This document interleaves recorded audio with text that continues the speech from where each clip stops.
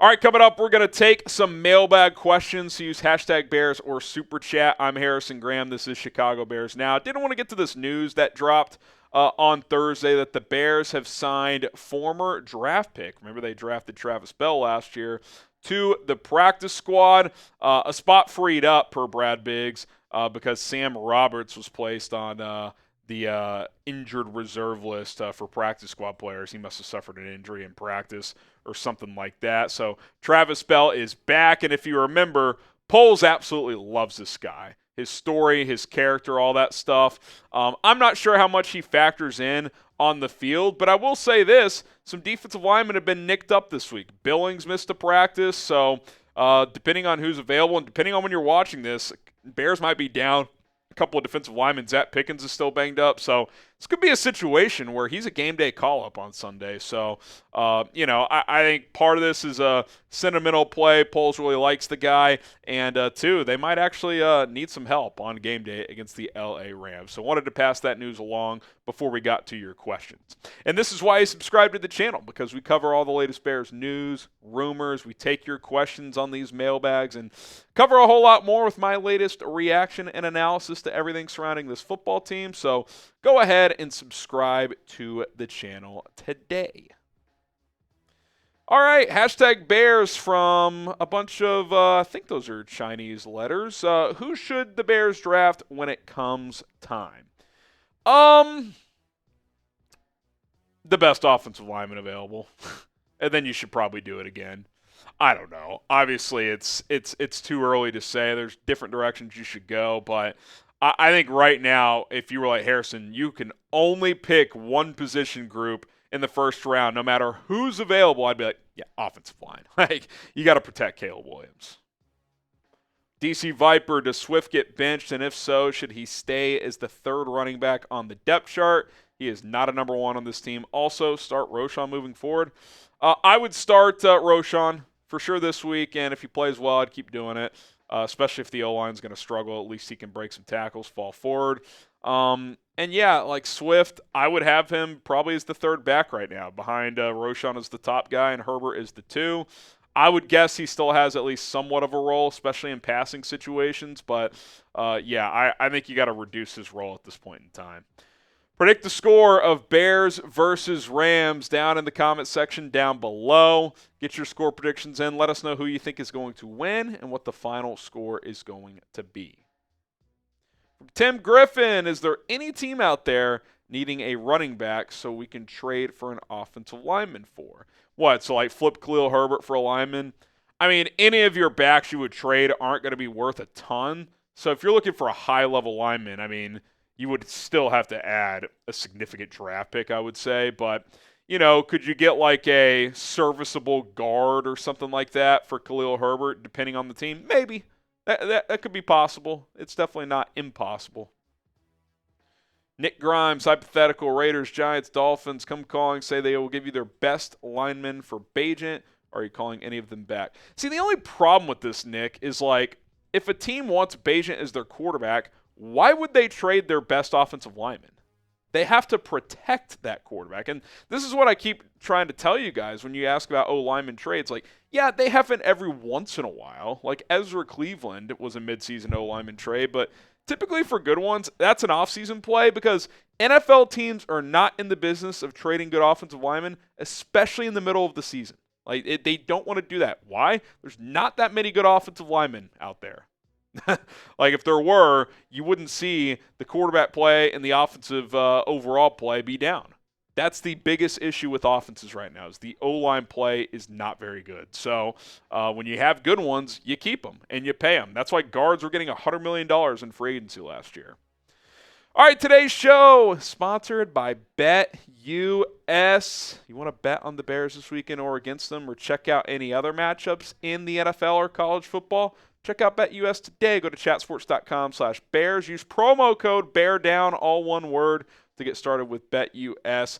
They will get you a 125% deposit bonus. Put down $100, give you $125 for free. It's the best deal out there.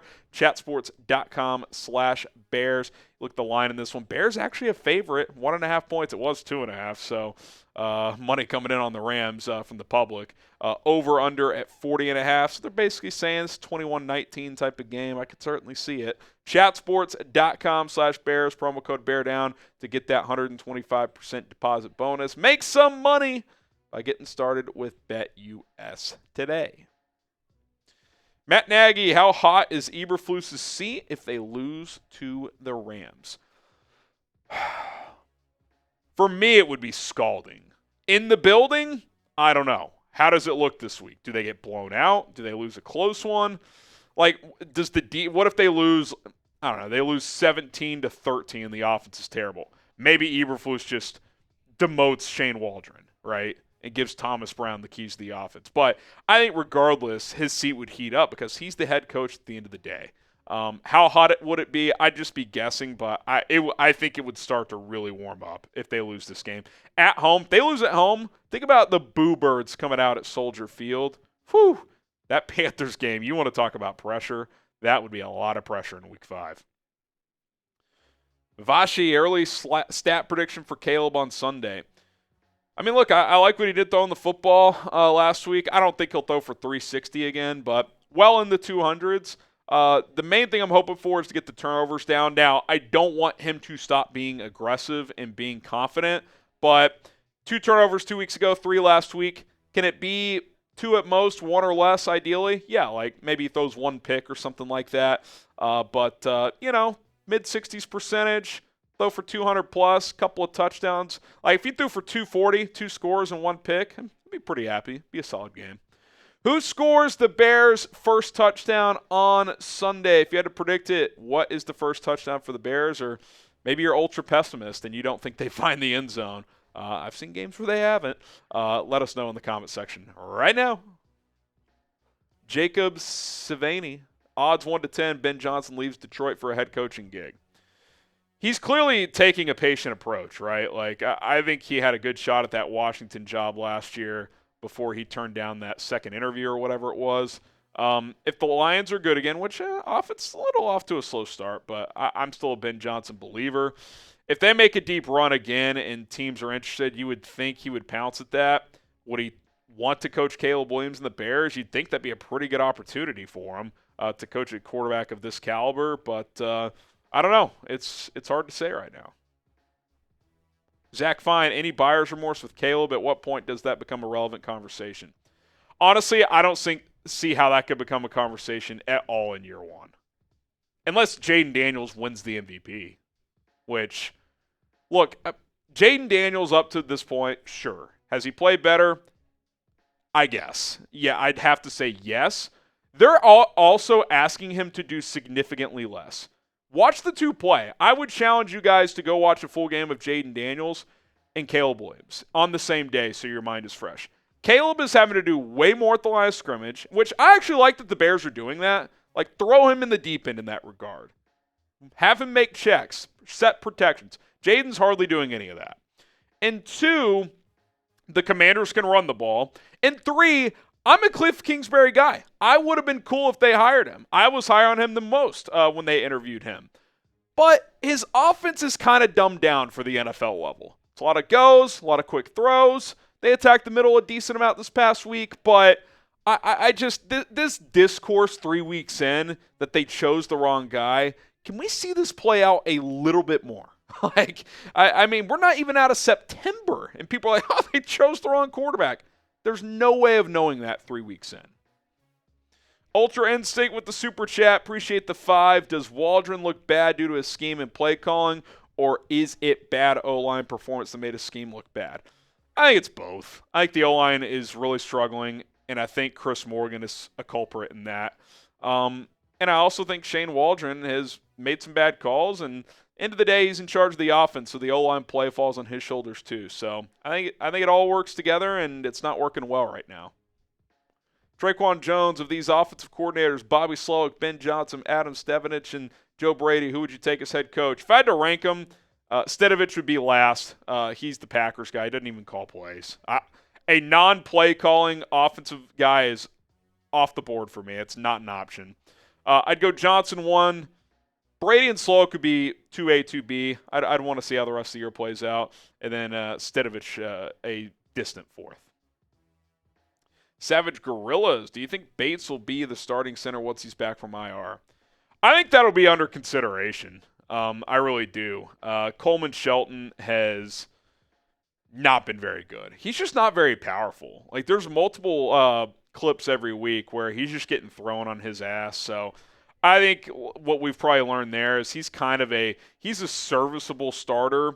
I know he started most of the last 2 years with the Rams, but that's mostly because Brian Allen was injured, and he was fine there. And guess what? A guy like McVay can scheme around his weaknesses as a player, whereas Chris Morgan, Shane Waldron, they have not been able to do that. So I think he's a good backup. Don't think he's a starter.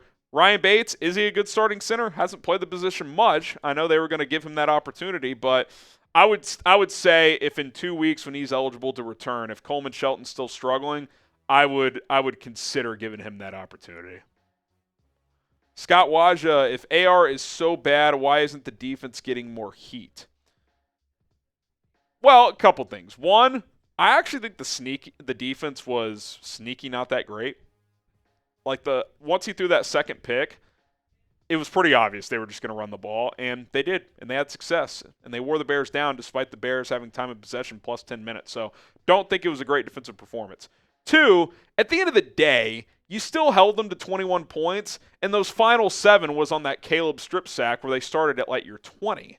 So, like, even if the defense had a bad day, 21 points, that's manageable. Like, if you're holding a team to the high teens, low 20s, that's a very winnable game in the NFL.